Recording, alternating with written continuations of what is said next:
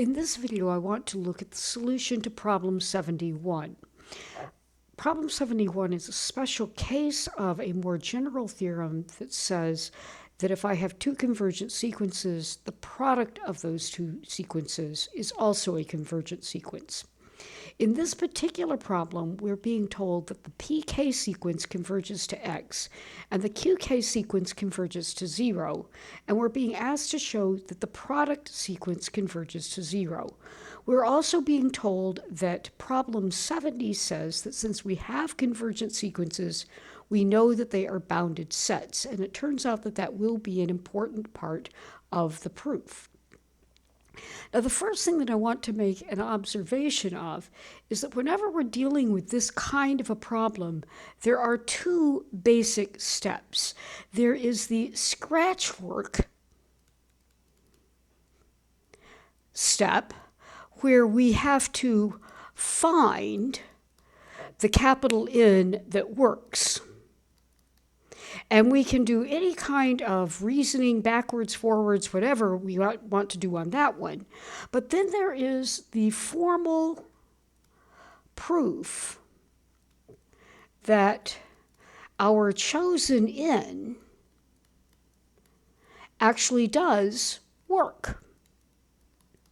Now, it turns out that when you're trying to write a formal proof, that the only thing that has to be included in the formal write-up is the formal proof. So this part of the proof-finding process is usually edited out of the written proof. In other words, when we're actually writing the proof up, we don't have to justify how we found the capital N. We just have to say, here's how I'm going to choose the capital N and then prove that it works. But the only way you can choose the appropriate N is to do the scratch work. So what I want to do in this particular problem is I want to start with the scratch work. So here's the start of the scratch work. I'm first of all going to write down what I know. I know that the pk's go to x. I know that the qk's go to 0. I know by problem 70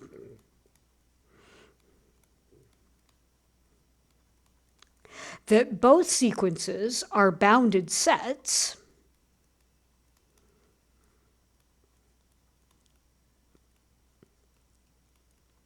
And I know what my goal is. I know that my goal is to show that the sequence of products, pk times qk, converges to 0. And so I want to think about what does that goal actually mean.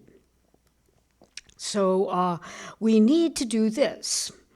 Given an open interval S,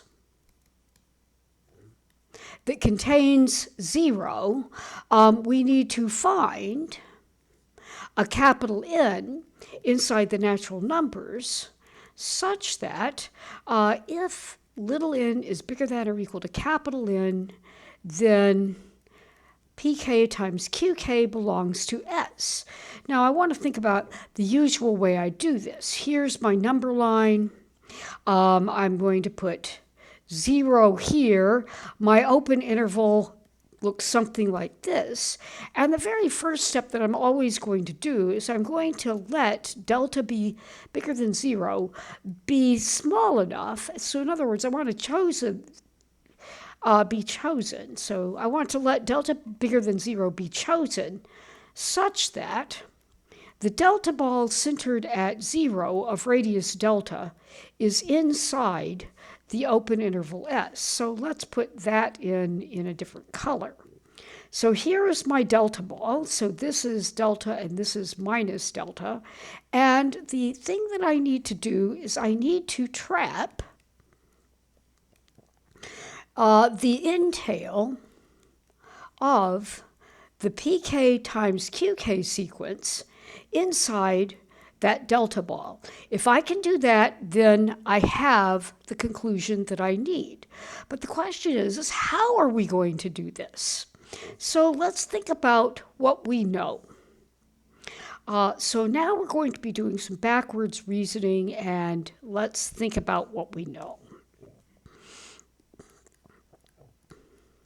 So let's think about this.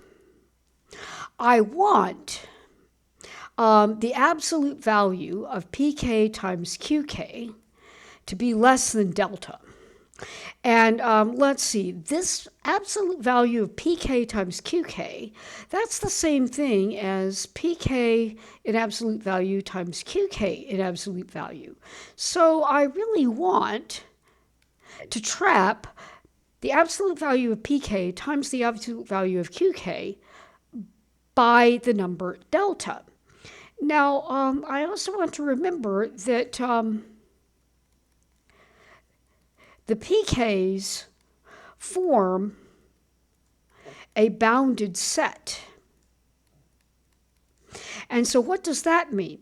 That means there exists a capital M that is bigger than 0 such that the pKs are always between minus capital M and positive capital M. In other words, what I know here is that the absolute value of pK is going to be less than M. So now I'm going to kind of think about putting this together with this. I can think about trying to make capital M times qk less than delta. And that would be saying that what I want is I want the qk's in their absolute value to be less than delta over capital M. But I also have to remember that the qk's are known to converge to 0, and delta over M is certainly a positive number. So let's think about what that means.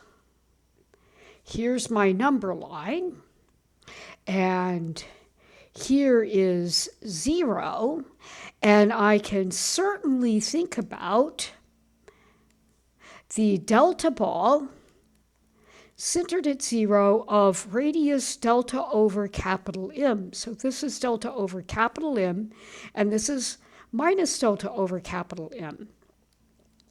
And I know that there does exist a capital M, a capital N inside the natural numbers, such that the entail of the qk sequence lies inside this delta ball.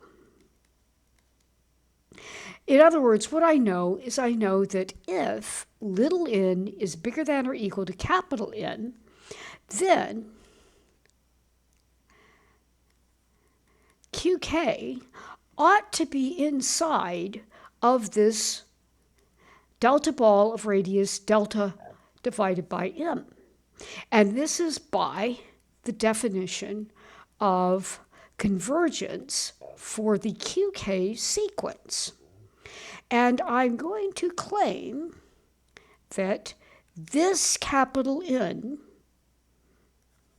works for the pk times qk sequence as well.